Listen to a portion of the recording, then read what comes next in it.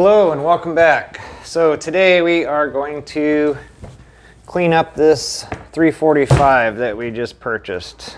This is what I do every time I get a new or used guitar, new to me. Anyhow, I take the strings off, give it a quick cleanup, and then I put them up for sale. So that's what we're going to be doing today. And I'm a little agitated because I've been trying to find the specs from Gibson. Normally I can usually find the spec sheets, and it's usually like a Legacy or whatever is what the website starts off with. I don't know why they don't start with Gibson, but that's the way they do. Unfortunately, I cannot find anything on this guitar, and I had once already, but from Vintage Guitars in Kansas City, I found this, and it says 1964 ES-345 Surf Green is a great guitar and one of the coolest finishes you'll see. The guitar plays great and sounds excellent with a wired mono, but still has a Veritone switch for different tones. The guitar is mint, appears unplayed, blah, blah, blah. That's all their stuff. Says they were $48.49 brand new in the stores. It says 1964 ES-345 reissue semi-hollow body electric. From the historically correct body shape, truss rod, solid center block, Adirondack bracing, to the 1964 neck profile, hot hide glue construction. The 64 ES reissue offers vintage perfection. This premium guitar delivers the feel, look, vibe, and sound you'd expect from a Gibson Memphis ES-345 guitar. The Gibson Memphis went to painstaking lengths to capture the vintage specs of the original, and the effort has paid off. The 64 neck profile with rolled neck binding has a feel like no other, while the PAF style MHS pickups rip out the classic tones the original one was known for. So unfortunately, that's all I can find on it right now. I was really hoping to find the Gibson site with their specs, because it would tell you the profile, and it really gets into the detail of what pots are in it and all that kind of stuff. So we're just going to have to wing it until I find some better specs on it, but it definitely has a lot to talk about. This is a really nice guitar. I've been pawning after this guitar for a long time. Down at Lay's Loft in Akron, they had one in the frost blue, and I was really worried that I wasn't going to be able to buy it, because I just didn't have an extra $5,500 to purchase that guitar. And then they ended up getting two of them, so I was like, ooh, I got some breather room. Maybe I can sell something or figure out how to make my wife think that I really need one. So long story short, I did not buy this from Lay's. This is the Surf Green one. They had Frost Blue. I've got the surf in my mind, so that's all I can say. But anyways, they had two Frost Blue ones, and I think they're down to one now. I found this on eBay, and I snatched it up really quick because it was a decent price. It wasn't the best price in the world. I still got a lot in it. So I should make just a little bit of money when I sell it, but not much, because I paid a premium for this. But they're really hard to come by because they only made 50 of them. And that's why I wanted the Gibson spec sheet, because I don't know if it was 50 total, blue and green, or 50 green and 50 blue, but I'm pretty sure it's just 50, because some other things I read on other sites that said only 50 were released. So 50 is 50, so I would assume that it was 25 of each. Frost Blue. Man, I hate when people do this with their strings. They make it impossible to get them out because they wind them so many times. They get like a pigtail. Now where did that bounce? Because I sure don't want my birds to get a hold of that. That sucks. There it is. Yeah, I wouldn't want them chewing on that or getting it stuck in their mouth. But anyways, so this is a limited production, 1964 reissue. This is the 2016, and it is in the surf green. My wife probably let me buy it because that's one of her favorite colors. We almost bought a 1958 Apache 3200 fleet side with the big window in the back. She really liked it. We ended up not getting it, but I'm gonna set that over here before I mix up my parts. Anyways, long story short, she likes this color. I like this color. It's pretty cool. It does have the true ABR bridge in it that drills right into the body instead of having the inserts. This does have the PAF style pickups. Like I said, what did I say? MHS. Yeah, so the MHS pickups. Now the person that I purchased this off of, he had it incorrect. He had Alnico pickups as what was in it, but that's not what's in it. We will take a quick peek at the pickups to see what they do have in there. I always, good thing I didn't drop that on it. And you guys would have watched me put a nice little ding in there. Anyways, I'm going to take a look at what's inside of it. This is supposed to be lightly aged, and screws do have a little bit of aging to them, rust color here and there. And even the pickups, if you can see, the pickups were aged as well. The finish was lightly aged. Looks really good, especially in person. Looks different than, or different on camera than it does in person. So we'll go ahead and get these pickups out and take a look at them, and we'll pop them back in and I'll start to clean it.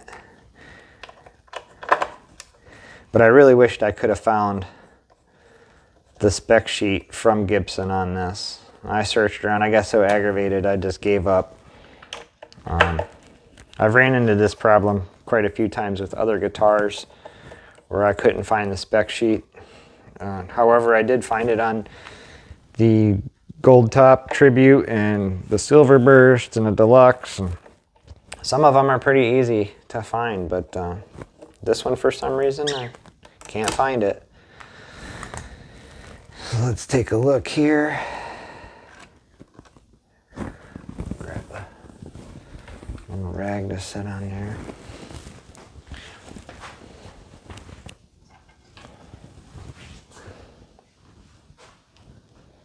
Now if I can just get my gimbal to cooperate here. It is a PAF style pickup there, and it does have a long neck tenon, as you can see in the pickup pocket.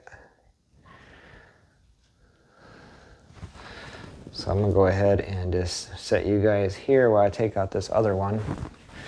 We'll see what the looks like behind there. I have yet to plug this thing in yet. My dad says, have you plugged it in yet? I said, no, I'm tearing it apart. Gonna restring it. So yeah, see that screws are already rusted. So they did a light aging on the guitar. Yep, another one rusty. It is a 2016, but I highly doubt that a 2016 would have got that rusty by now, especially in the condition this is in. But other sites that I did go to, while I was looking for the spec sheet, it did say that they aged this guitar, and you can tell just from the pickups and the finish on it. Now that is interesting. I have no idea what those are. See, this is another reason I would have loved to have found the spec sheet. So let me zoom in on this right here if I can. They look like a relay or something you would find in an automobile. There's two of them there, and they're screwed down to the center block. So I'm not quite sure what those are, but if I would have found the spec sheet, we would have known. The reason I also wanted to find the spec sheet is because I was hoping it would tell us which tone caps are in here, because obviously those are all different tone caps, and since there's no cavity cover to remove and look at them, it's hard to tell. But there is a Switchcraft switch in here. It's a long one like you'd find in a Les Paul. So anyhow, that's very interesting to see that. But we'll go ahead and take one more look at these pickups. So you can see they have the patent applied for sticker on it. And you can see again the long neck tendon. And then these real funky little square relay things. Not quite sure what those are. Again, I will continue to search out and see what I can find about this guitar, and if I find the spec sheet, we'll do another video on it or something and just talk about what's in it. But that's very interesting. I've never seen anything like that before inside the guitar. It does have serial numbers on them, 361544, and they're both the same. So both of those things that look like an automotive relay have a serial number on them. So let's go ahead and just stick these back in here, and I'm doing that backwards. There we go. So that's interesting. I wish I could, boy, I can't even hold the screw. I wish I could tell you guys what they are. If you know what they are, go ahead and comment below, because that's new to me. I've never seen anything like that in a guitar. Now, I've watched Trogley for years, and he does open up some guitars with some interesting PCB boards and stuff like that in it, but that's a new one for me. I've never seen that.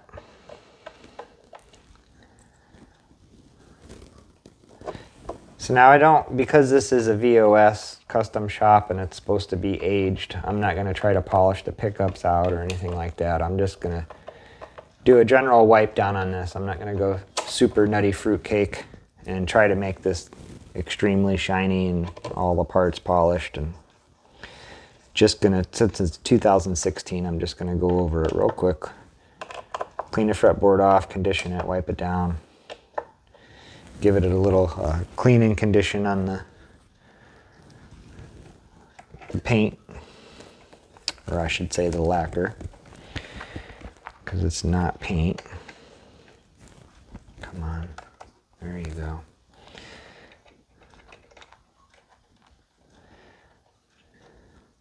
So we are going to take this and the 135 to church on Tuesday during the rehearsals, and I'm going to have a couple of the guys kick it around and play it. The main worship pastor, he's our lead acoustic guy. He's interested in trying them out. And then we have another guy that has a 369, which is very interesting. I've never seen one before. And it has a body just like this. I think it was from 1984 or 5. And it has a 3-piece neck on it, like a Les Paul. And the headstock is a really funky shape. You'll see that in my unboxing video. I showed you guys some pictures of that 369. I searched it out and I did find some information on that. on Reverb, but that's the only thing I found on it. And surprisingly, it wasn't as expensive as I thought it would be. I figured something that unique that they only made 1 or 2 years and a very limited amount of, that 369, I figured it'd be 6, 7, 8 grand. Reverb shows them being sold for about $2,900, $2,500, which I find it kind of hard to believe to find something that rare and unique to be that cheap. But then again, maybe because of the headstock being funky shaped and all that, people didn't desire it that much. So who knows? But I will definitely get the videos of that guitar along with this one and the 135. And like I said, my dad has a 335. So if we can get all 4 of them together in one shot. Did I bring my scissors back down? It doesn't appear so. So anyways, yeah, we'll do a comparison video on all 4 of them.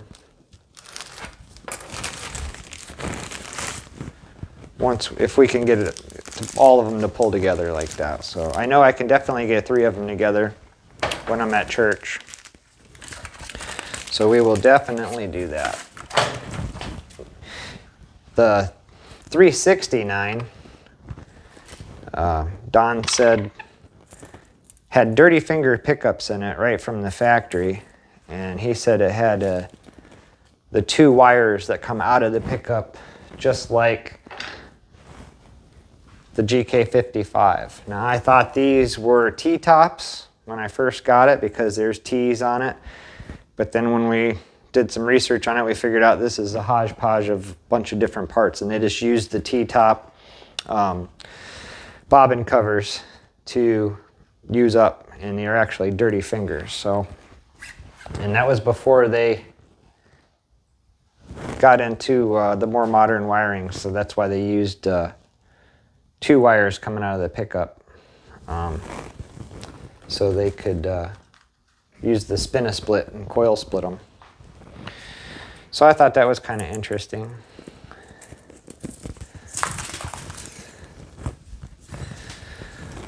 So get all the strings out. All right, now we're ready to roll here. Let's go ahead and give it a quick clean. Guitar polish cleaner, we'll use that first.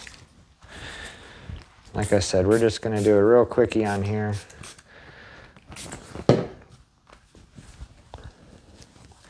I don't even know if I need to wax this, because again, I'm not trying to get the tarnish or anything like that off of the hardware. I want it to stay vintage, even though it's technically not vintage. It's a reissue, but they went through the trouble to make it look like it was, so we'll go ahead and not try to polish it out. Just wipe it down. I would have done this with the strings on it, but kind of hard to get the pickups out without dragging the pickup in and out and chancing scratching the body. So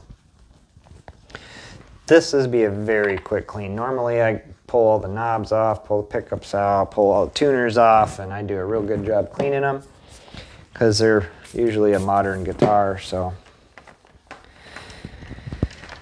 I want them to be nice and polished and shiny, but this one's a little different.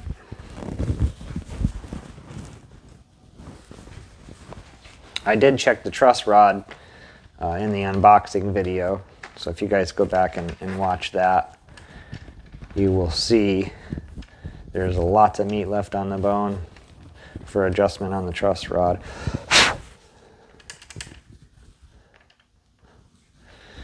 This has the push-in inserts too, instead of this nuts and washers like on a Grover. This actually be my first guitar that has that too. Unless, let's see. Yeah, because the the clousons on the Tribute, they have the nuts and washers on it like I was talking about. So that also must be one of the vintage specs, is having the pushed-in inserts here around the tuners. I know on the Les Paul Juniors with the strip tuners, they have those push-in inserts, because I bought a couple sets. I got a set with the cream knobs and I got a set with the metal knobs, and they have all the little push-in inserts. So I was planning on building a Junior at some point,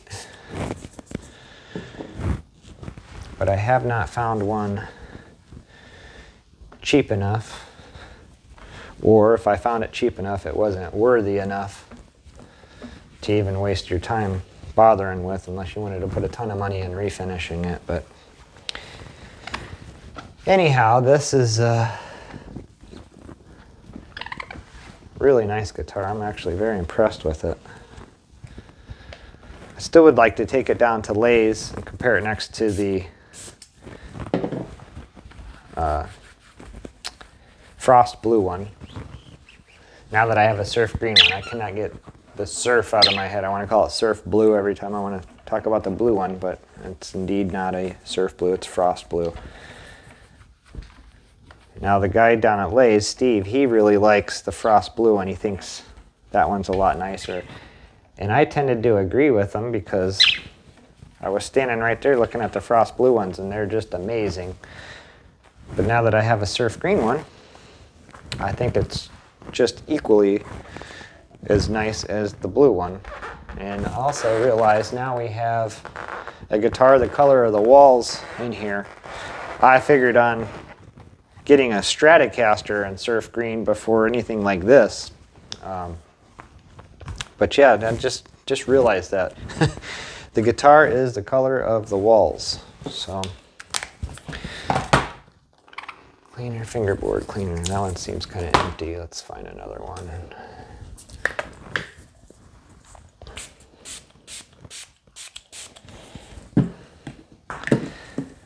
So now I use a really soft toothbrush. Oh, that one's not it.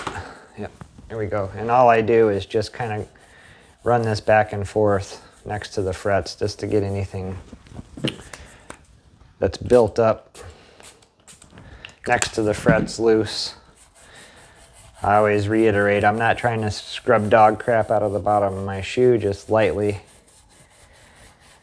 going up and down the frets to get any buildup away from them, and then I just wipe it off.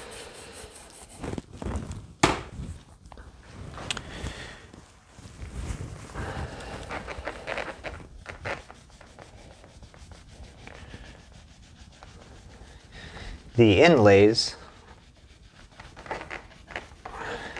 are split and diagonal, and I think, if I'm not mistaken, I could be wrong, they were on a Super 400 or Les Paul 400. I don't know, I'll have to look that up again, but I could have swore when I watched Trogley one time, he had a Les Paul with these split inlays like that. So that's another cool attribute of this guitar: the split inlays, the rolled binding on the neck, the PAF humbuckers, the vintage Clouson style tuners. I even like the crown and the headstock. I have yet to look. See, I've told you guys I have no expert at all on these semi-hollow bodies. This is actually the second one that I've owned. My first one was the VOS Les Paul Gold Top ES. And you guys seen me take that down the Lays and get the top refinished, and we just sold that on eBay here Reverb not that long ago. So this is my second. Actually, man, boy, am I spacing out. This would be my third, because I bought this 135. So wow, I can't believe I just completely forgot about this hanging there. But yeah, this is my second one, and that's my third one. So I have no knowledge whatsoever on these semi-hollow bodies. I've been a Les Paul collector since the start. Like I said, I started with the Epiphones, and that's why I kept calling that GK55 a special, because there's a bolt-on neck. This is another really cool feature of it. The bridge has the plastic inserts from the saddles, and I guess that's to warm the tone a little bit and not make it so bright. So go ahead and just stick that back on there. It's awful funny that it's up so high. You might have to adjust that. And normally what I would do with these two before I would put them on, and if you can see this, see how it looks kind of hazy on it and stuff? Well, I think that's their aging. This side actually had something else on it. You see me wiping on it just a second ago, but there was something else on there other than just age effect.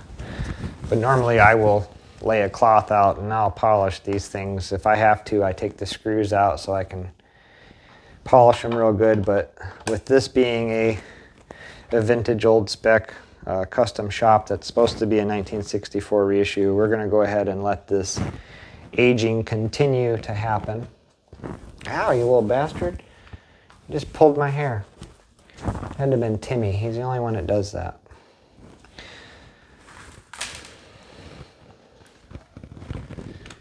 Alright. So which one is the thickest one here? This black one. Nope, silver. So we're going to go ahead and string this back up. And I will set the adjustment for the height and everything. Now also, here, I'm going to go ahead and bring the camera down here, because I've talked about this many other times. So when I string the guitar, if I don't have a locking tuner, this is what I do to lock the string in, and then you can drop tune it or whatever, and you don't have to worry about the string coming loose.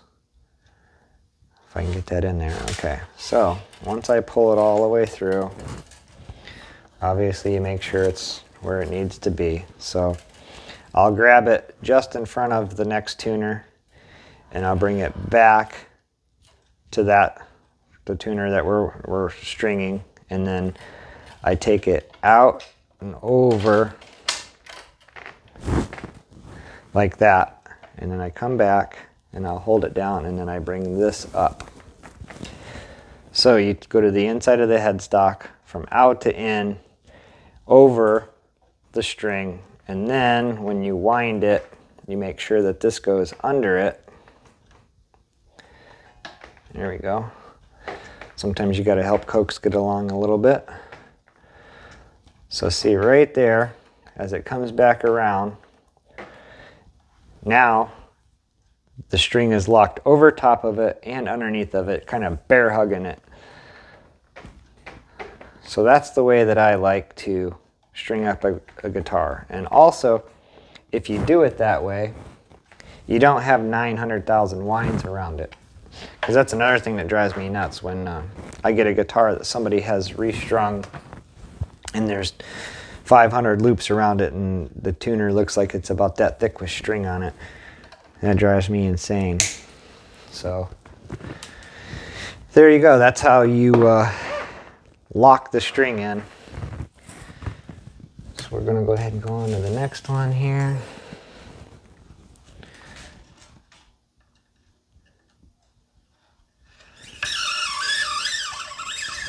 So I'm using a Dunlop 1046 string too. That's my go-to string. I tried some Ernie balls. I mean, those things are just garbage. They're like recycled aluminum cans, and that's what they feel like too. So the Dunlops have always been a really nice feeling string, and I think they sound pretty decent too. So again, here we are. We're going to go from just in front of this tuner, back to that one, over and into the inside of the headstock, come back, hold it down, bend your string up. Don't poke your eye out while you're trying to do this. That's what I'm always worried about. I'm going to bend over to look one day and I'm going to stick that thing right in my eye. So I'm always really careful with that. So there we go again. Back around and under. And you want to keep tension on it until it's down far enough to let go of it. Like that. Trim it off. We got 2 done. Now where's the next one? Right here.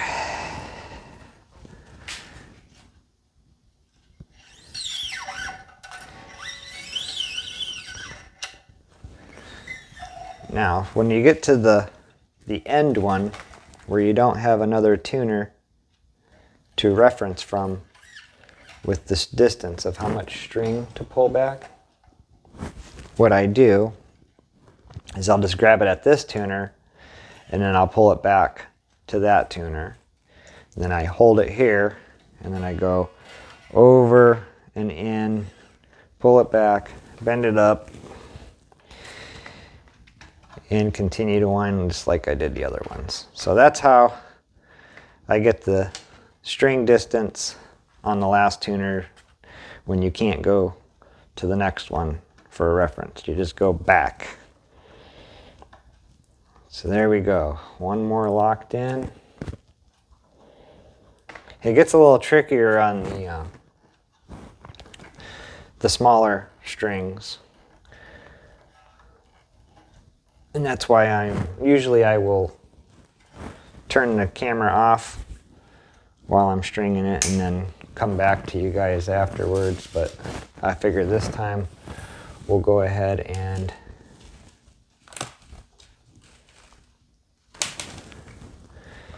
do the whole stringing on film. That way you can see exactly how I've done it, because I've talked about it in quite a few other videos, but never really got to show you.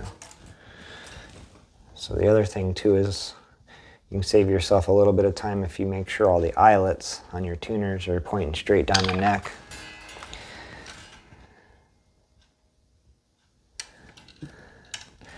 I really like vintage guitars, so for this to be a reissue of a vintage, I'm just as happy. All right, so again, we're gonna go over and in towards the headstock, pull it back, hold that string down, bend this one up, and this is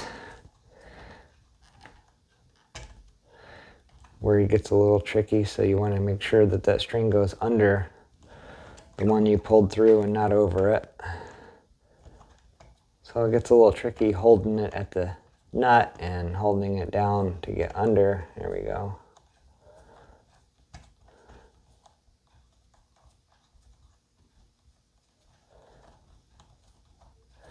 Now with the strings being thinner too, you usually get about half a wrap extra than you do on these. So if you wanted to not come back as far, maybe just from here to here instead of behind it. Either way, if you do it like I'm doing it, you're not going to have 9,000 winds around it, and it's not going to look like you were at a dock and wrapped ship rope around it. And I just hate when people do that. The other thing I hate when people do is when they leave the strings dangling and scratching the headstock up. I just don't understand the reasoning in that.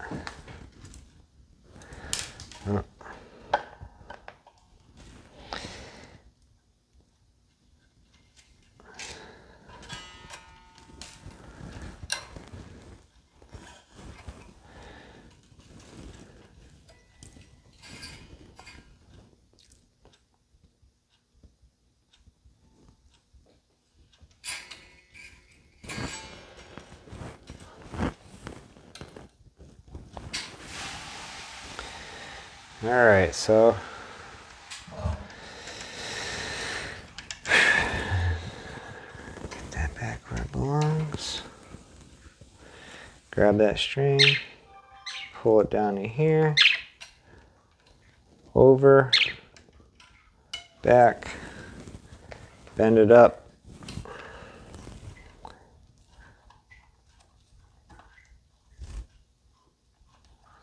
And just make sure that that string goes underneath the one where it came out. So as long as you can get it to go underneath there and not go over top, you're good to go.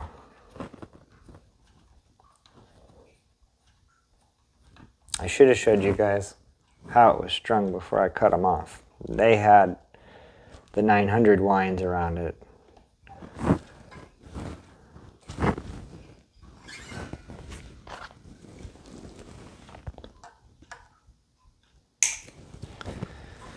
That's another thing you definitely want to have is a really good set of clippers. These are snap-on ones, electric ones for electronics. They work really good. If you get the cheap ones, it's kind of like chewing through the wire, and they usually have big giant handles on them and stuff.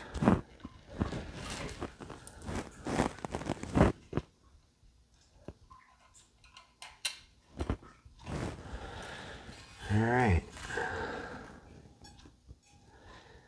So now if you noticed, I've strung this backwards. I started from the top and worked my way down, and normally I work from the bottom up.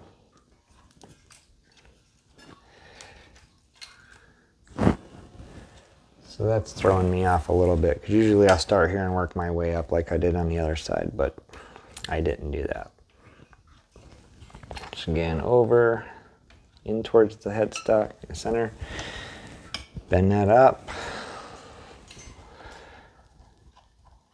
Make sure this wire goes underneath the one that came through, because you've already went over it when you started it. Yep, there we go.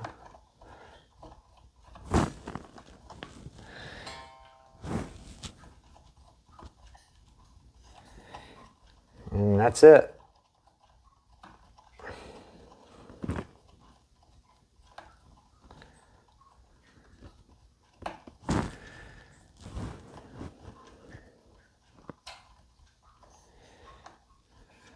Now what I'll do before I tune it and get the strings real tight, so I'll check the string height against the frets and the pickups and the bridge and the tailpiece before I tune it and make the string so tight that you can't make any adjustments.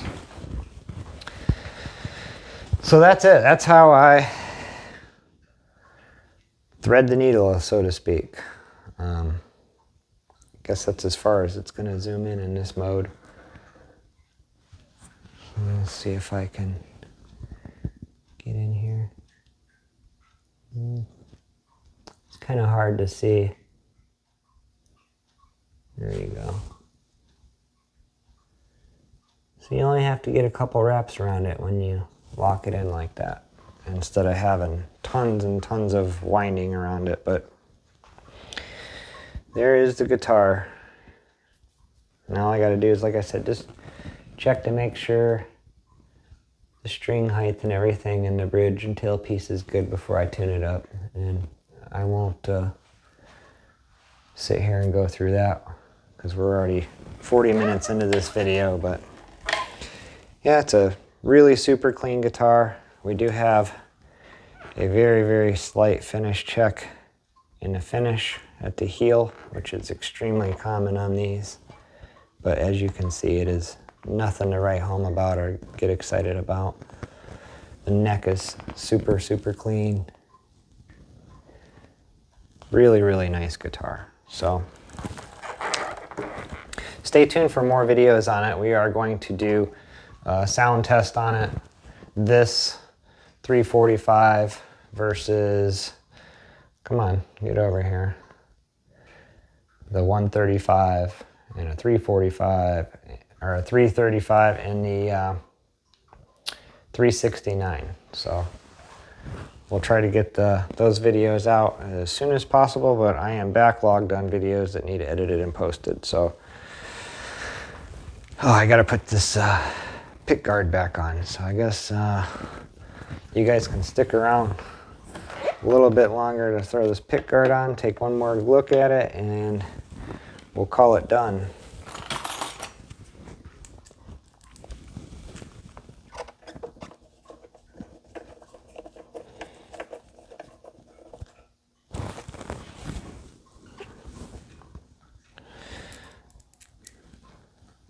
That's the other thing too, if you take your pick guard off to clean it, when you screw it back on, just screw it down until the screw stops. Don't crank on it, because if you crank on it, you're going to either crack the pick guard or start a finish crack in the guitar. So always just get those to where they get in there and stop. And then if you feel uncomfortable about it, just check them every once in a while. When you tune your guitar, just check your screws. And again, you don't have to crank on them, you just do it till they stop, because they're not holding a ton of pressure or nothing, they're just keeping them there. So there it is. Let's take a look at it next to the 135 here.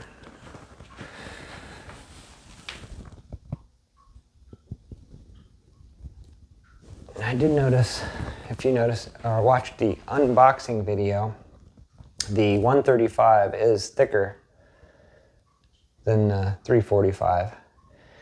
And in the comparison video, I'll measure the thickness of the bodies and the nut widths and all that. So we'll do a comparison video of the 4 different models: 335, 345, 369, and the 135. So stay tuned for that. Again, thank you guys for watching. Don't forget to like and subscribe. And if you are interested in the 345, it will be up for sale on Reverb here shortly. Thank you.